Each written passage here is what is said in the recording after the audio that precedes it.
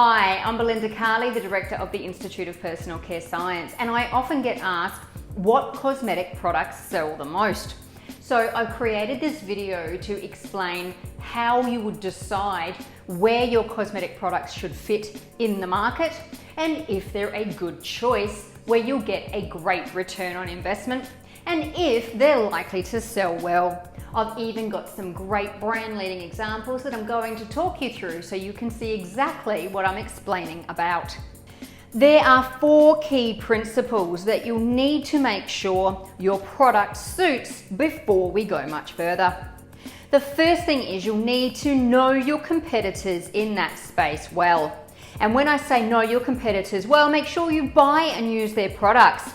Record and compare their claims with the types of claims you're making, and also compare their key ingredient claims and the price they're charging.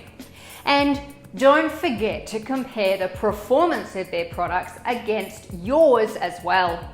Now make sure you are looking specifically at competitors in the same sort of price range that your products are set as well.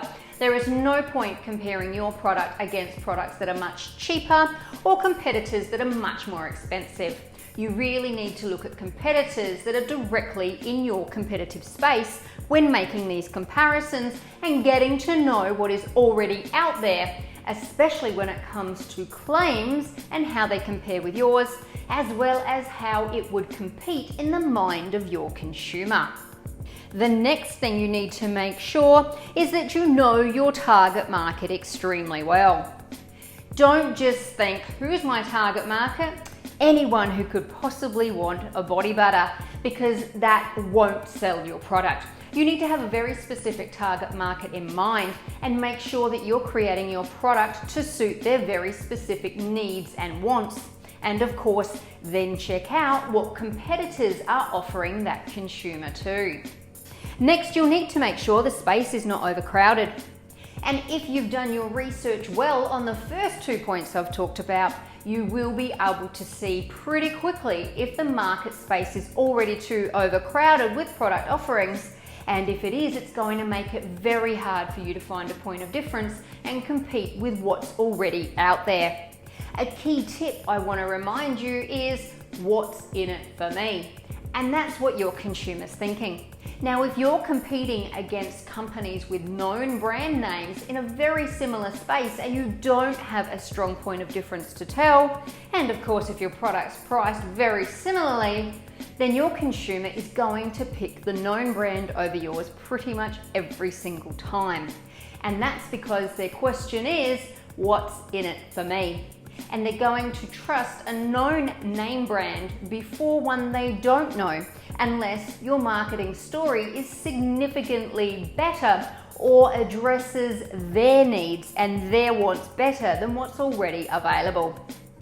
And if you can't, it probably means that particular sector of the market is already overcrowded and your investment is better made elsewhere where there's more market opportunity for you. And finally, you need to make sure you have a strong point of difference. Make sure your point of difference goes beyond the price of the product, because if you price your product a lot cheaper than a competitor's, it may be seen as a low value proposition and they may not want to try it, or you may be limiting the type of return that you can obtain to provide the longevity and growth of your business. Or it may mean that you're having to use cheaper or inferior ingredients and therefore the performance of your product can't compete with the competitor product either. In any case, competing solely on price doesn't work for a small or indie brand. So rethink that strategy now if that was your only point of difference. You also need a much stronger point of difference than just clean beauty or free from certain ingredients as well. One, because it's already been done so many times by other small brands trying to compete in a crowded marketplace as well, but also because it could be adversely limiting the types of ingredients that you can use in your product to give you a much stronger point of difference that you can market about. Now, if you're not sure what I mean, please watch my video on how going free from can impact your product. And that video explains how choosing to avoid certain ingredients may not be the best strategy for your brand or your target market. Now, as well as having that strong point of difference, you also need to make sure your product has fantastic performance when compared with that competitor as well.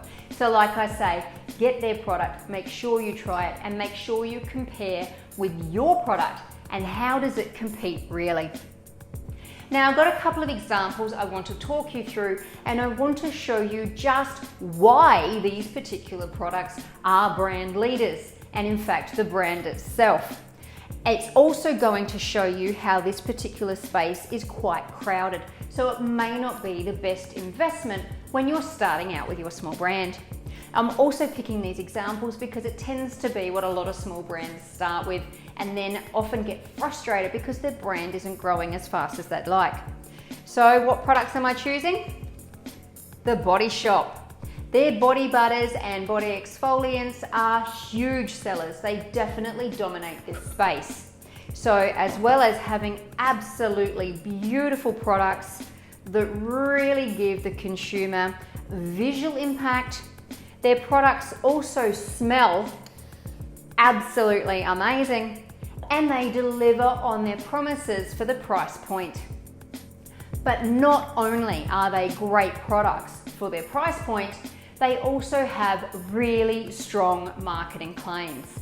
Let's take a look at some examples so you can see what I mean. Now, I'm picking their Shea Butter Body Butter to begin with, and please note they have multiple varieties of their body butters and body scrubs. So even if you were using different combinations of oils or extracts, it would be really hard for you to compete based on just having different types of oils or extracts in your product formulas. Their marketing claims are incredibly strong. They first of all tell you that there is 97% ingredients of natural origin. They've got fair trade shea, fair trade organic babusu oil, and again, different products in their body butter range have similar stories to tell. They're also using recyclable packaging and community fair trade recycled plastic. They're priced extremely well, and they have additional claims like protect and nourish skin with 96 hours of moisture. They smell amazing. They of course have that really high natural content. They're certified vegan, and they've been dermatologically tested. Now, if you take a look at the ingredients list, you'll see there's loads of great stuff packed in the formula as well. So your consumer is really happy with the natural content of these products, as well as the beautiful creamy consistency, the fair trade message, and of course the performance of that product with the additional 96 hours of moisture. The only ingredients a consumer might question are the parfum and then the fragrance components that must be listed as part of that perfume. What's really important to remember here is that even if you were using essential oils, you'd still need to list out those allergen compounds from your essential oils if you're selling in the EU or ASEAN countries. So in other words, your ingredient list isn't going to look significantly different, and your claims are certainly going to struggle to compete with the types of claims that they're making about their product as well. If you've ever used their body butter, you'll know it smells and feels amazing. So in other words, how are you going to compete on the price and the quality of this product? How are you going to compete with these amazing claims with your product? And of course, how are you going to compete just by having natural or organic ingredients in your formula as well? In other words, if you wanted to enter the market with a body butter product, you'd need something significantly better and different to say about your body butter if you wanted to compete in this space. Based on the price, they're also priced extremely well, and they have far greater economies of scale than a small brand could ever have. So this is one example where the market space may be overcrowded. You may say, well, hang on, Belinda, what if I went to all organic ingredients? Well, you couldn't. Then you might say, well, what if I went to use all organic oils and then naturally derived emulsifiers and other ingredients in the formula? Well, please remember and have a look at their ingredient list. They've already done a fair bit of that with natural choices. So going organic is going to cost you more, and you may then not get such a beautiful finished product form. And you may also say, well, I'm selling direct in a market, so I can charge a lot less. And I'd then say that might be a place where you could sell your product more effectively. If you are able to conduct personal selling on a product like this in your salon or at a market stall and charge a much lower price, you'd find your product would sell well. But online, you'd really struggle to compete with this brand and turn a good profit or sales figure. It's not to say you can't have a great body butter in your range, it just means you're going to need something different in there, and then consider the needs of your target market and what position or suitability that may have for your brand. For example, you could add some actives in there to help combat the appearance of cellulite or stretch marks, and that would be a significant point of difference. But is that going to suit your target market? And what will that do to your price? These are things you could explore, but this is how you would explore areas of opportunity with a product form that is already otherwise very competitive. Now, the next examples I've got are also body shop products, and again, this is because we find that a lot of small indie brands, when they're first starting out, will start with body lotions, body scrubs, and body butters. So I'm using these examples because I really want to help you get started on the right foot and make some great brand and product choices. So I've got a couple of different scrubs from the Body Shop for you here. This is their sugar scrub, and then they also have an emulsion-based scrub as well. So in other words, the scrub space is once again already quite full with a very strong competitor. Let's take a look at the types of ingredients they use and claims they make so we can see what sort of point of difference you might need to have if you want to compete in this space. Well, first of all, again, the products smell absolutely amazing. And if you use them, you'll see that they perform extremely well as well.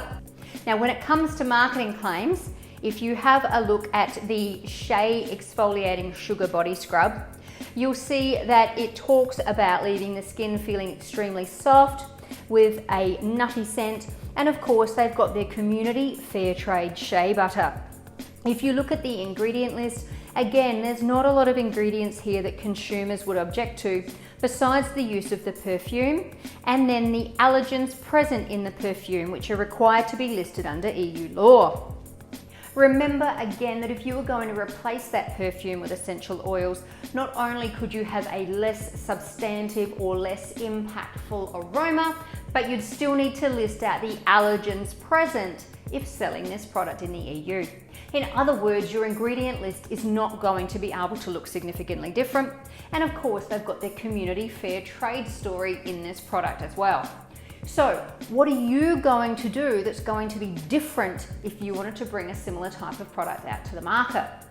Just think about that carefully, because for the price and size of the product, you'll again find it's really hard to compete if you're only selling online.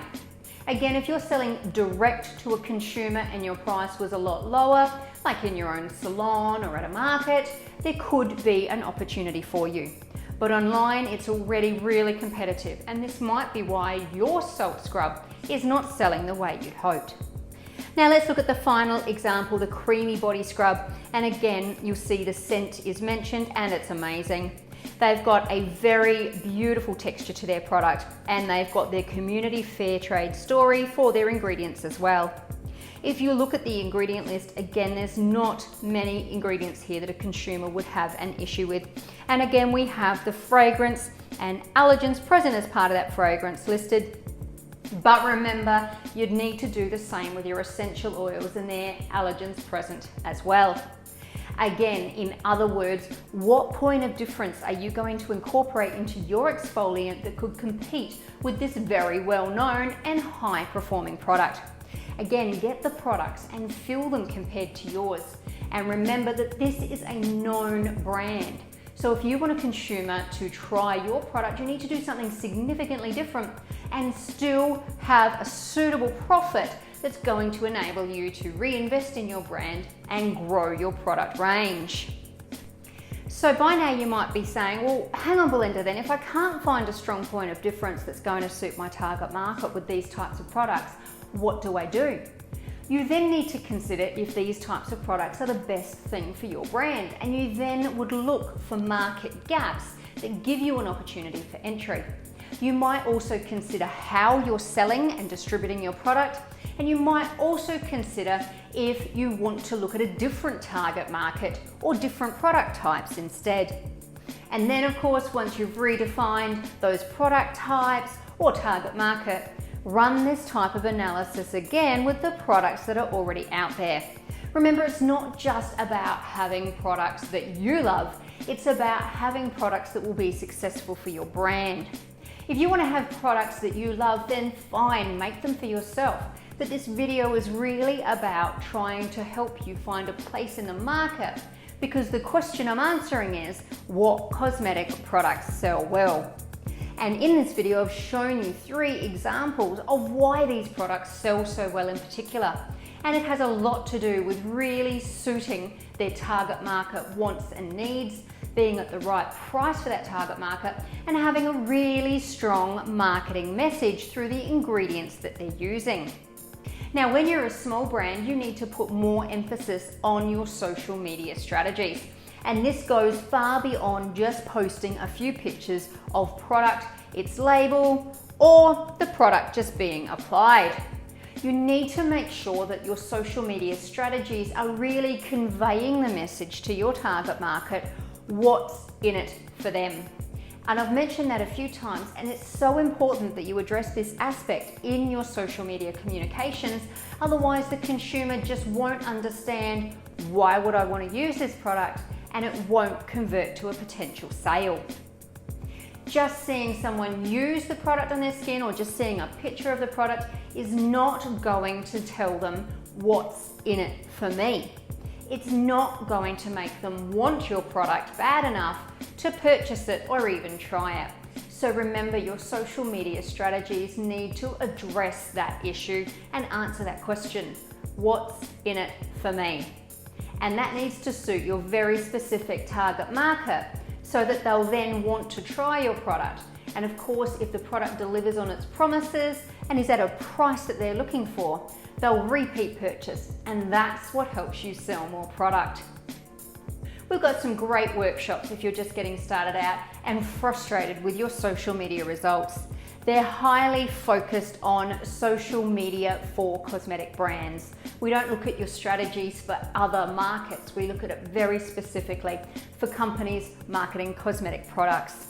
But one of the fundamental elements that you need to make sure you've already ticked off that list is having a product that has a great story to begin with.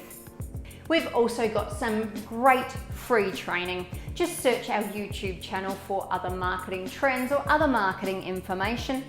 And you can go to our website and attend our Cosmetic Formulation Fundamentals Masterclass for some other great formulation and marketing tips as well. It's totally free and designed to make sure that you get started with your brand right. So there you go. That's how to identify what cosmetic products sell the most and why. And more importantly, how you can analyze your product ideas to make sure that they're going to have plenty of market opportunity as well. And when you've got a product that is truly different with a great story to tell and competes well against the competitors for price and performance, and you've got a fantastic social media strategy to really communicate that message well, then you'll have a cosmetic product that sells well too. I hope you've enjoyed this video and can see how you can create those brand leading products right from the very first concept. Remember to look for that strong point of difference, get to know your target market extremely well, and get to know your competitor offerings. And then you can compete effectively also. Please give the video a thumbs up. Please leave any questions or comments below, and make sure you subscribe to receive notifications about all our videos. Happy formulating!